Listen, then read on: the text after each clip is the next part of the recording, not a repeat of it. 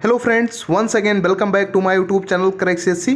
Friends, आज हम कोविड-19 के दौरान जो महिलाओं के साथ घरेलू हिंसा की घटनाएं आ रही हैं, जो खबरें आ रही हैं, काफ़ी बढ़ रहे हैं, तो इस पर आज डिस्कशन करेंगे। इसका हमने फर्स्ट पार्ट बनाया था, भारतीय समाज में महिलाओं की स्थिति, जिसका डिस्क्रिप्शन में लिंक पड़ा है, आप देख सकते हैं। और हम डिस्कशन स्टार्ट करते हैं। इससे हम इसमें काफ़ी जो है वुमेन से रिलेटेड जो इशूज़ हैं उन पर डिस्कशन करेंगे। तो हम इसमें देखेंगे कि जो अभी जेंडर वायलेंस या जो लैंगिक हिंसा या फिर वोमेन के साथ जो हिंसाएं हो रही हैं इस कोविड-19 के ग्लोबल पैंडेमिक के दौरान, तो इसमें हम देखेंगे कि क्या क्यों अभी न्यूज़ में क्यों रहा और इससे रिलेटेड क्या इशूज़ हैं। इसके अलावा इन व्हिच लॉ जो है protection of women domestic violence, कोई कानून है जो भारत में महिलाओं के घरेलू हिंसा को रोकने के लिए प्रोटेक्शन को संरक्षण देता है। What should be done and initiatives, क्या होना चाहिए और क्या पहल लिए गए हैं, और इसके अलावा कंक्लूजन क्या है, इन सब पे हम डिस्कशन पॉइंट वाइज करेंगे। तो फर्स्ट ऑफ ऑल हम देखें कि अभी न्यूज़ में ये क्यों था। तो न्यूज़ में रहने का रीज़न ये है कि वोमेन एक संस्था है यूएनओ की, तो उसने बताया कि कोरोना महामारी के दौरान महिलाओं के खिलाफ जो है घरेलू हिंसा के मामले काफ़ी बढ़ रहे हैं, और इसको उसने एक शैडो पेंडेमिक, यानी कि शैडो मतलब एक छाया होता है, यानी कि घर के अंदर जो प्रॉब्लम हो, जो पेंडेमिक हो, जो आपको पेन हो, उस नाम दिया, यानी कि शैडो पेंडेमिक का इसको नाम दिया। और अनुमान लगाया कि अगर और 6 महीने तक लॉकडाउन रहता है तो वैश्विक स्तर पर, पूरे ग्लोबल लेवल पर महिलाओं के खिलाफ 31 मिलियन जो है इशूज या जो केसेस आएंगे।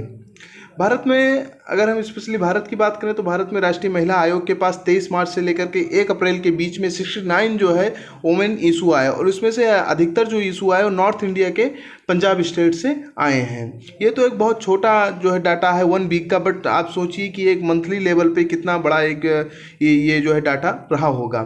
और इसके अलावा राज्य महिला आयोग के पास भी बहुत सारी शिकायतें गई, तो इन सब से ये लगने लगा कि काफ़ी जो है महिलाओं के खिलाफ इस समय कोविड-19 के दौरान जो है प्रॉब्लम हो रही है। ये इसलिए हो रहा है क्योंकि इसके पीछे रीजन है, लॉकडाउन हो गया और लॉकडाउन से सब कुछ आवाजाही प्रतिबंध हो गया, और प्रतिबंध होने से जो एक कॉन्सेप्ट आया, जो जॉब वाली महिलाएं थी, वर्क फ्रॉम होम जैसी स्थितियाँ, तो इस दौरान महिलाओं के साथ काफ़ी जो है दुर्व्यवहार शारीरिक, मानसिक, भावनात्मक रूप से होने लगा। और इसके कारण कई जगह जो है 1-2 खबरें ऐसी भी हैं कि आत्म सुसाइड जैसे केस भी सामने आए। और डब्ल्यूएचओ ने भी ये माना है कि जब कोई आपदा, यानी कि डब्ल्यूएचओ स्वास्थ्य आपदा की बात कर रहा है, वो कह रहा है कि आपदा जैसी जब कोई सिचुएशन आती है तो इस दौरान सामाजिक परिस्थितियों में काफ़ी परिवर्तन आ जाता है। और महिलाओं के खिलाफ होने वाले अपराधों में अगर हम रीजन्स देखें क्या रहते हैं, तो उसमें सर पहले परंपरागत रीजन रहते हैं। परंपरागत कारणों में रूढ़वादी एवं पितृसत्तात्मकता जैसे जो है कारण रहते हैं, और परिवर्तित होती सामाजिक आर्थिक संबंध, जो समाज में आजकल हमारी जो फैमिलियर रिलेशन है वो चेंज हो रहे हैं। आज न्यूक्लियर फैमिली बन रही है, मतलब एकल परिवार बन रहे हैं, परिवारों का टूटन हो रहा है, और सामाजिक आर्थिक संबंध में भी काफ़ी परिवर्तन आ रहे हैं। और जो महिलाओं के साथ ये हिंसा, घरेलू हिंसा की घटनाएं आ रही हैं, इसमें सिर्फ ये शहरों तक सीमित नहीं है, बल्कि ग्रामीण क्षेत्रों में भी ये हैं। और अब हम देखेंगे कि प्रोटेक्शन के लिए क्या लॉ है। तो हमारे यहाँ पार्लियामेंट ने बनाया था 2005 में protection of women domestic violence act 2005, घरेलू हिंसा से महिलाओं का संरक्षण अधिनियम 2005। इस कानून में घरेलू हिंसा की परिभाषा को व्यापक करते हुए शारीरिक हिंसा, मौखिक, भावनात्मक, यौन एवं आर्थिक हिंसा को भी शामिल किया गया। इसमें माताएं, बेटियां और बहनें भी शामिल हैं, और लिव इन रिलेशनशिप वालों को भी सुरक्षा प्रदान किया गया है। यानी कि इस कानून में जो घरेलू हिंसा की परिभाषा थी वो बहुत व्यापक की गई। देखिए, घरेलू हिंसा का मतलब ये सिर्फ नहीं होता कि आपको शारीरिक रूप से कोई क्षति पहुंचाए, बल्कि ये किसी भी लेवल पे हो सकता है। जैसे 2016 में महाराष्ट्र में एक महिला ने कंप्लेन ये किया था महाराष्ट्र की हाई कोर्ट में। उसने कहा कि उसके परिवार वाले, वो प्रेग्नेंट थी, तो उस दौरान उसके परिवार वाले उसको टॉर्चर कर रहे थे, तो उसको भी उसने एक बेस बनाते हुए कंप्लेन किया। और इसके अलावा इस अधिनियम में महिलाओं के घरेलू हिंसा के विरुद्ध सुरक्षा व वित्तीय मुआवजा की वो मांग कर सकती हैं, उनके साथ जो प्रॉब्लम हुई है, यदि वह अलग जीवन निर्वाह कर रहे हैं। क्योंकि कई बार जब होता है, जब जो हस्बैंड वाइफ के रिलेशन थे, अगर उसमें तलाक हो गया या टूटन जैसी कोई स्थिति आ गई, तो उसमें आप जो है उनको जीवन निर्वाह के लिए अलग से पैसा की वो मांग कर सकती हैं। और इसके तहत न्यायाधीश जो हमारे न्यायालय के होते हैं वो जो है आदेश जारी कर सकते हैं और पीड़िता को आवास सहित जो है सुरक्षा प्रदान कर सकते हैं, जिससे कि उसके साथ कोई अप्रिय घटना ना हो। यानी कि अगर पीड़िता को कोई प्रोटेक्शन नहीं मिलेगा तो हो सकता हो सामने वाला व्यक्ति जो है उसकी जान वगैरह ले ले, उसकी जान को खतरा मतलब हो सकता है।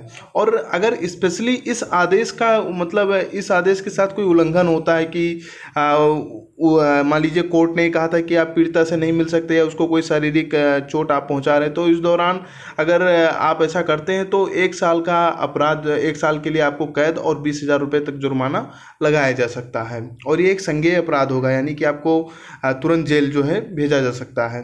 और महिलाओं के चिकित्सीय परीक्षण के लिए मान लीजिए कोई अन्य इशूज हैं जो स्वास्थ्य पे काफ़ी उनको दिक्कतें आई हैं, तो चिकित्सीय परीक्षण और कानूनी सहायता के लिए एक संरक्षण अधिकारी होगा। कानूनी सहायता मतलब अगर वो महिला कोई वकील वगैरह हायर नहीं कर सकती है तो उसको नालसा के तहत जो है वकील उपलब्ध कराया जाएगा।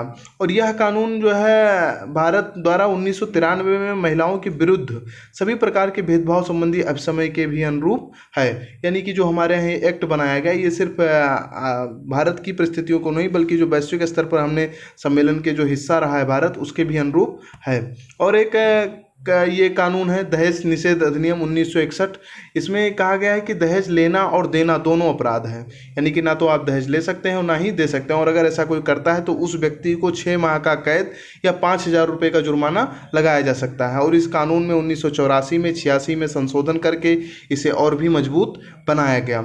और भारतीय दंड संहिता का एक धारा है 498 यह कहता है यह कानून महिलाओं के खिलाफ उन पतियों या उनके रिश्तेदारों पर लागू होता है जो महिलाओं के प्रति हिंसा का व्यवहार करते हैं। इसे हाल ही में बदलाव कर सुप्रीम कोर्ट द्वारा तत्काल गिरफ्तारी को बहाल किया गया है।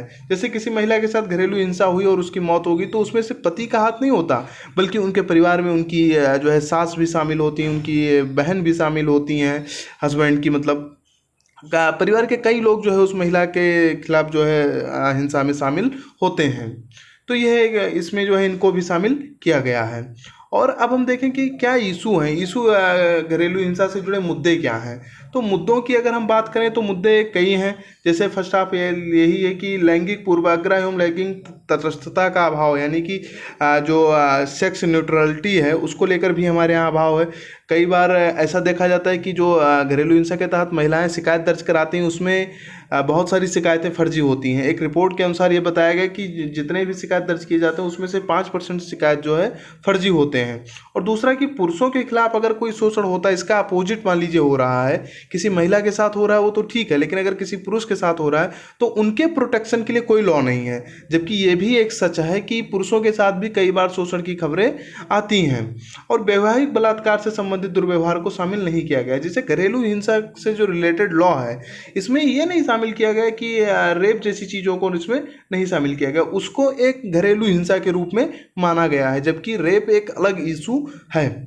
और जो एक फोर्थ पॉइंट है वो ये है कि जागरूकता का अभाव है, अवेयरनेस नहीं है लोगों में, खासकर ग्रामीण क्षेत्रों में जो वहाँ पर विधवा महिलाएं हैं उनके साथ भी बहुत ज़्यादा डिस्क्रिमिनेशन होता है, ना सिर्फ फैमिली के लेवल पे बल्कि सोसाइटी के लेवल पे भी होता है। और न्यायिक इसमें जरूरी है कि न्यायिक पहल जैसे मध्यस्थता या फिर परामर्श जैसे काउंसलिंग जैसी चीज़ों का भी अभाव है। और राज्य सरकार द्वारा भी कोई ध्यान नहीं दिया जाता। अगर राज्य सरकारें इस पर ध्यान दें तो ज़रूर से जो महिलाओं की ये स्थिति है, जो डोमेस्टिक वायलेंस के केसेस हैं, इनमें कमी आ सकती है। और हालिया पहल अभी क्या किए गए, क्या इनिशिएटिव्स लिया गया, तो इनिशिएटिव्स कई सारे लिए गए। जैसे महिला एवं बाल विकास मंत्रालय ने निर्देश दिया, ये आदेश दिया कि मतलब 1 स्टॉप सेंटर्स, इसकी अवधारणा जो है लाई गई थी।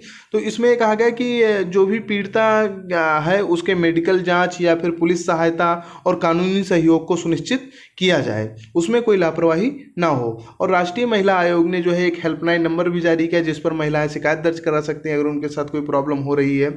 और इसके अलावा जो है उत्तर प्रदेश के द्वारा suppress corona not your voice, यानी एक ये पहल जो है स्टार्ट किया गया जिसमें महिलाएं जो है इसके माध्यम से अपनी शिकायत दर्ज करा सकती हैं अगर उनके साथ कोई डोमेस्टिक वायलेंस की केसेस हो रही हैं। और भी इनिशिएटिव्स, जैसे एक बेल बजाओ इनिशिएटिव्स लिया गया।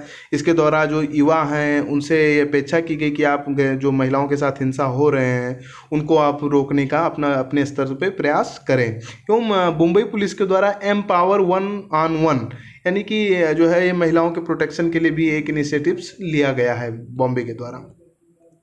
और अब हम देखेंगे कि निष्कर्ष क्या होना चाहिए। जब भी समाज में महिलाओं के खिलाफ हिंसा की घटनाएं होती हैं तो ये हमारे भारत देश का एक बहुत बैड इमेज प्रस्तुत करती हैं ग्लोबल लेवल पे भी। चाहे वो आप देख लीजिए देश में बहुत ही अभी हालिया देखिए आप हैदराबाद में एक महिला डॉक्टर के साथ रेप की घटनाएं हुई थी। इसके अलावा घरेलू हिंसा पे जो घटनाएं होती हैं जो कभी सामने आ ही नहीं पाती, इन सब से बहुत सारी जो प्रॉब्लम हो जाती हैं। और हमारी जो पूरी एक सोशल रिलेशन है, सोशल रिलेशन मतलब कि जो एक सामाजिक संबंध है, उसमें भी प्रॉब्लम आ जाता है। तो निष्कर्ष हमारा भी जो है एक संतुलित होना चाहिए और इसमें हमें सरकार से नागरिक समाज दोनों से अपेक्षा करनी चाहिए। तो सरकार फर्स्ट ऑफ ऑल जो आवास संबंधी आदेश हैं, यानी कि जो आवास संबंधी आदेश हैं उनको मजिस्ट्रेट को दिया जाए, क्योंकि न्यायाधीश को जो है इसमें आप जाएंगे और काफ़ी कानूनी न्यायिक प्रक्रिया का पालन करना पड़ता है। तो अगर मजिस्ट्रेटों को ये आदेश दिया गया है तो वो इसके तहत एक कोष का गठन किया जाए जिससे वो तत्काल उनको आर्थिक सहायता प्रदान कर दें। अगर मान लीजिए कोई आवास नहीं वो दिला पाते तो उनको इकोनॉमिकली हेल्प दे दें ताकि वो कोई जो है रूम हायर कर सकें। और बाद में जो ये है सरकार पैसा इन महिलाओं को दे रही वो उन हस्बैंड से वसूल भी कर सकती है जिन्होंने उनके साथ डोमेस्टिक वायलेंस किया है। और न्यायिक सुधार में ज़रूरत है कि जो है न्यायिक सुधार किया जाए, क्योंकि महिलाओं के खिलाफ जो भी इशू हैं उनमें लेट जो है निर्णय आते हैं, तो उनमें जो है इनिशिएटिव्स किया जाए। साथ ही महिलाओं को सशक्तिकरण कर जो है विभिन्न हिस्सों में उनकी विभिन्न क्षेत्रों में उनकी भागीदारी भी सुनिश्चित की जाए, क्योंकि जब उनका जो है किसी भी वर्क पार्टिसिपेशन में बढ़ेगा तो इससे चीज़ें काफ़ी कंट्रोल होंगी। इससे हमारा समाज जो है अवेयर होगा और महिलाएं भी अवेयर होंगी और एक जो समतामूलक समाज की कल्पना हम करते हैं उसका निर्माण हो सकेगा। फ्रेंड्स, क्योंकि बहुत सारी महिलाओं के खिलाफ इशू, जैसे एनसीआरबी ने एक डाटा दिया था 2017 में महिलाओं के खिलाफ 3,69,000 केसेस आए, तो ये बहुत बड़ा डाटा है। तो इसलिए हमें इन सब चीज़ों में कंट्रोल करने की ज़रूरत है। फ्रेंड्स, आज की इस डिस्कशन में इतना ही। आपको ये वीडियो कैसा लगा ज़रूर बताएं और प्लीज़ वीडियो को जो है लाइक कीजिए, शेयर कीजिए और सब्सक्राइब कीजिए।